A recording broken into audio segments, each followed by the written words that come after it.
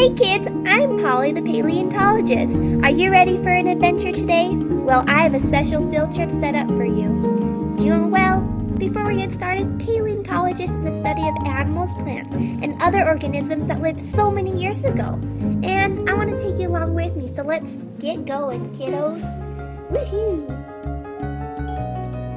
What is a fossil? A fossil is the preserved remains of once living organisms. What do fossils tell us? Fossils give clues about organisms that lived long ago. They help to show that evolution has occurred. They also provide evidence about how Earth's surface has changed over time. Fossils also help scientists understand what past environments may have been like. Like if there was a fish, back then they can know what the fish looks like now. It's pretty incredible, scientists. Well, how are fossils formed then? First, there's some sediment. An animal is buried by sediment such as volcanic ash or silt. Shortly after it dies, its bones are protected from rotting by the layer of sediment. Wow. Part 2. Layers. More sediment layers cover up the animal and accumulate above the animal's remains and minerals such as silica. Slowly replace the calcium phosphate in the bones.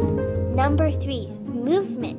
Movement of tectonic plates, or giant rock slabs that make up the Earth's surface, lifts up the sediment and pushes the fossil closer to the surface.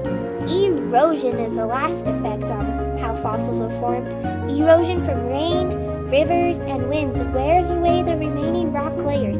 Eventually, erosion or people digging for fossils will expose the preserved remains. We have 5 types of fossils. Let me tell you about them. First, let's look at the petrified fossils. The word petrified means turning into stone. Petrified fossils form when minerals replace all or part of an organism. Okay, now explorers, let's look at carbon films. All living things contain an element called carbon. When an organism dies and is buried in sediment, the materials that make up the organism break down. Eventually, only carbon remains. The thin layer of carbon left behind can show an organism's delicate parts, like leaves on a plant, for example. Mold and casts. A mold forms when hard parts of an organism are buried in sediment, such as sand, silt, or clay. The hard parts completely dissolve over time, leaving behind a hollow area with the organism's shape. A cast forms as a result of a mold. Water with dissolved minerals and sediments fill the mold's empty spaces. Minerals and sediments are therefore left in the mold and make a case. A case is the opposite of its mold. Trace fossils show the activities of an organism. An animal makes a footprint when it steps in sand or mud. Over time, the footprint is buried in layers of sediment. Then the sediment becomes solid rock, and left behind is a cool-looking footprint. Preserved remains. Some organisms get preserved in or close to their original state. Hey kids, I'm Big Al the Allosaurus.